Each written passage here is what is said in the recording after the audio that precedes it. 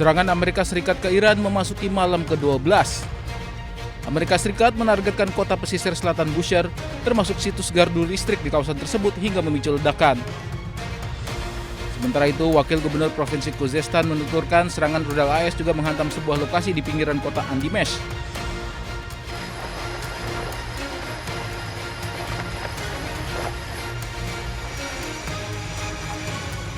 Sebelumnya pihak Senkom merilis jet tempur lepas landas dari kapal induk AS seiring serangan beruntun ke Iran. Komando Pusat AS atau Senkom melaporkan serangan menargetkan pusat operasi militer, aset pertahanan maritim dan udara, serta infrastruktur logistik militer Iran. Serangan beruntun ke Iran ini bertujuan untuk melemahkan kemampuan Iran, terutama dalam menyerang kapal-kapal komersial di Selat Hormuz. Saling serang AS dan Iran ini terjadi setelah kedua negara batalkan nota kesepahaman damai yang sebelumnya disetujui 17 Juni lalu.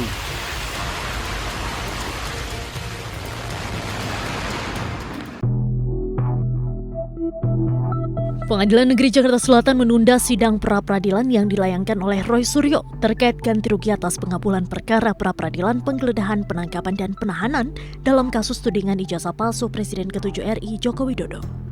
Sidang pra-peradilan jilid 3 Roy Suryo ini ditunda hingga 29 Juli 2026 pekan depan. Penundaan disebabkan oleh ketidakhadiran pihak kejaksaan selaku turut termohon dalam perkara tersebut. Untuk itu, Hakim Tunggal memutuskan untuk menjadwalkan ulang persidangan guna memastikan kehadiran seluruh pihak terkait. Hari pertama, ketika pra-peradilan kami selaku pemohon, itu kamilah yang kemudian akan membacakan permohonan kami apa terhadap termohon dan juga terhadap turut termohon. Jadi kami itu tidak bisa kemudian santai-santai. Hari pertama itu hari kita, baru hari kedua besok itu jawaban dari seharusnya termohon dan juga turut termohon. Kemudian kami juga harus langsung memberikan jawaban hari itu juga, yaitu berupa replik dan juga mereka kemudian duplik.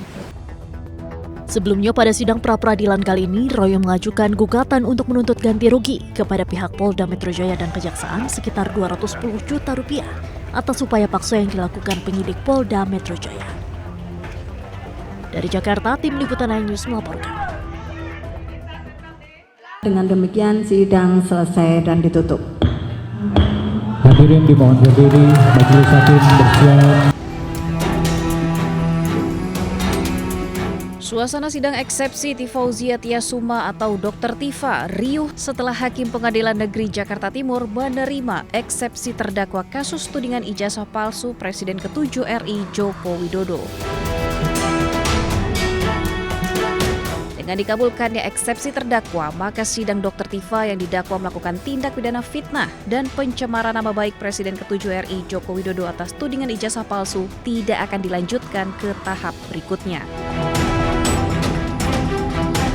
Memperhatikan ketentuan pasal 75 ayat 2 huruf B, ayat 3 dan pasal 206 ayat 1 Undang-Undang Nomor 20 Tahun 2025 tentang Kitab Undang-Undang Hukum Acara Pidana serta peraturan perundang-undangan lain yang bersangkutan, mengadili, menyatakan perlawanan dari tim advokat terdakwa tersebut diterima, menyatakan surat dakwaan penuntut umum nomor register perkara PDM-14-2-6-EOH-2-06-2026 tanggal 22 Juni 2026 atas nama terdakwa Tifauzia Tiasuma batal demi hukum. Memerintahkan pengembalian berkas perkara ini kepada penuntut umum, membebankan biaya perkara kepada negara. Hakim mengembalikan berkas perkara atas nama Dr. Tifa ke Jaksa Penuntut Umum dan membebankan biaya perkara kepada negara. Selanjutnya, Jaksa Penuntut Umum memiliki kesempatan untuk mengajukan perlawanan dengan menyusun ulang dakwaan. Tim Liputan iNews melaporkan.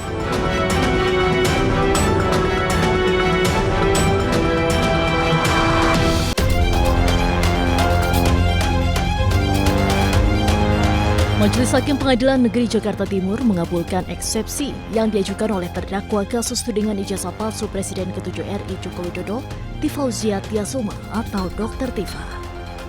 Majelis Hakim menilai surat dakwaan yang disusun Jaksa Penuntut Umum tidak memenuhi syarat material karena disusun secara tidak cermat. Atas dasar itu, surat dakwaan dinyatakan batal demi hukum dan pemeriksaan perkara tidak dilanjutkan.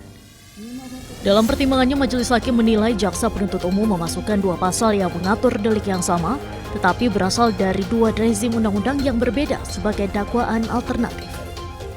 Menimbang bahwa penuntut umum dalam dakwaan alternatif pertama subsidiar dan dakwaan alternatif kedua subsidiar telah menentukan 2 pasal yang mengatur delik sama persis, hanya saja berada dalam 2 rezim undang-undang berbeda yang terhadapnya berlaku azas-azas sebagaimana telah disebutkan di atas, antara lain azas lex meteor, azas lex posterior derogat legi priori. Menimbang bahwa alternatif yang demikian akan menimbulkan ketidakpastian hukum karena seakan menunjukkan bahwa penuntut umum tidak dapat menentukan pilihan pasal mana yang akan ia dakwakan untuk perbuatan yang sama dan karenanya akan dipersidangkan.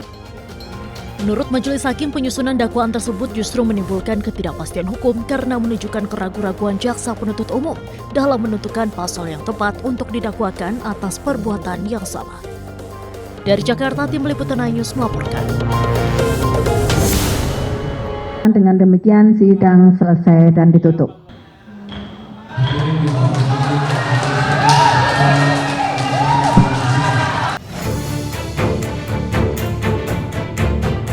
Majelis Hakim Pengadilan Negeri Jakarta Timur menerima eksepsi terdakwa Tifauzia Tiasuma alias Dr. Tifa dalam perkara pencemaran nama baik dan fitnah ijazah palsu Presiden ke-7 Republik Indonesia Joko Widodo pada Kamis pagi. Dengan putusan tersebut, persidangan ini tidak dilanjutkan ke tahap pembuktian alias berhenti.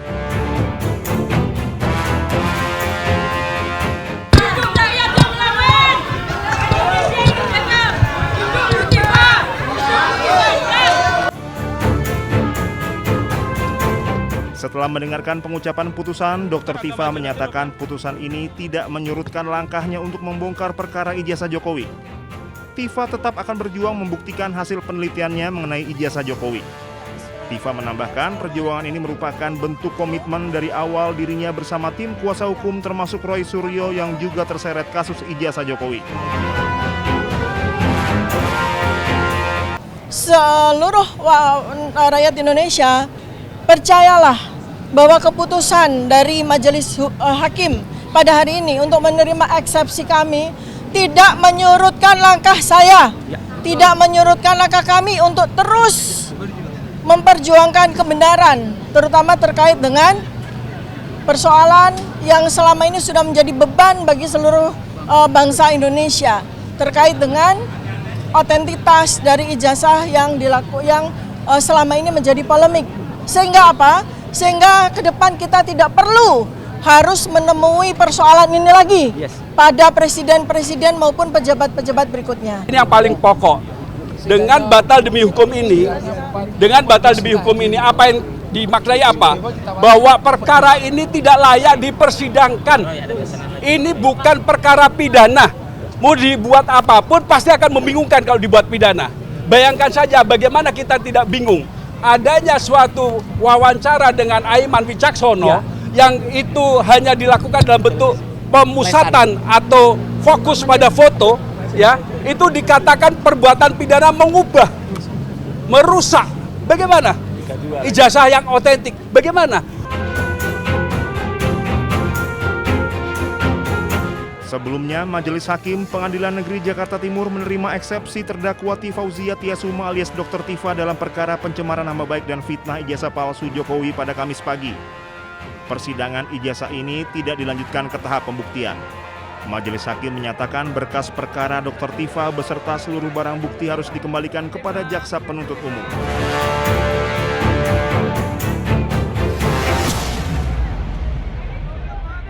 Tentunya kami menghargai putusan yang telah diucapkan karena bagaimanapun putusan tersebut adalah bagian dari koreksi, check and balance sebuah proses hukum yang sedang berlangsung.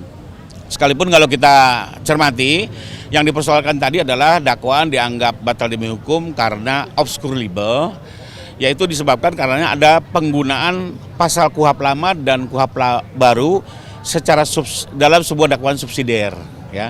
Jadi kalau kita cermati ini lebih kepada persoalan penggunaan pasal KUHP lama dan KUHP baru dalam sebuah dakwaan subsidiar yang menurut majelis itu menyebabkan dakwaan kabur. Nah, terhadap putusan seperti ini pihak jaksa biasanya nanti akan memperbaiki konstruksi pasalnya, ya disesuaikan dengan amanah dalam putusan tersebut, dan kemudian nanti jaksa bisa mengajukan kembali dakwaan ke persidangan. Jadi kembali lagi ini lebih kepada koreksi dari bentuk dakwaan yang dianggap obskurable dan tidak berkaitan dengan terhentinya perkara. Ini perkara tetap bisa berlanjut dan jaksa tinggal memperbaiki dakwaannya. Demikian. Saudara Tifa, Dr. Tifa itu adalah yang dikatakan bebas secara murni. Tidak itu, ya.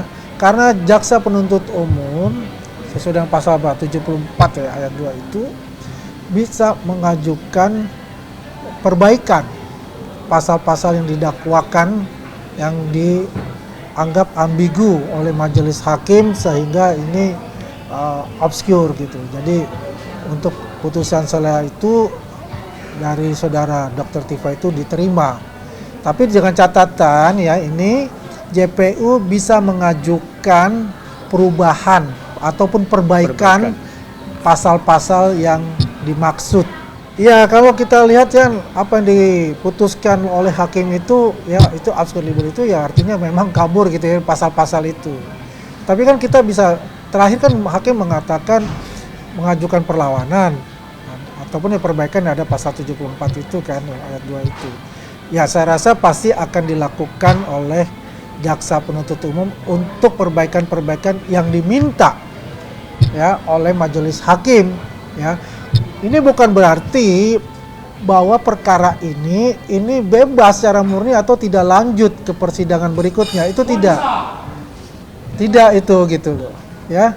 Jadi hal ini yang menimbulkan ada suatu persepsi yang mungkin ya, persepsi itu yang menjadi yang perlu kita luruskan di publik gitu loh ya, bahwa ini bukan suatu pertandingan gitu, bahwa ini tidak berakhir, bahwa ini masih ada tahapan-tahapan selanjutnya ya, yang nanti JPU itu akan memberikan yang namanya perubahan perbaikan-perbaikan pasal itu, dan itu pasti akan berlanjut karena belum masuk kepada pokok perkara itu sendiri gitu. Ini baru masuk putusan selah untuk itu. Ya memang semua kan tergantung dari jaksa penuntut umum untuk itu. Kalau nanti jaksa penuntut umum itu sudah memasukkan ya sudah. Ya, itu akan berlanjut. Itu jadi ada surat dakwaan baru lah nanti.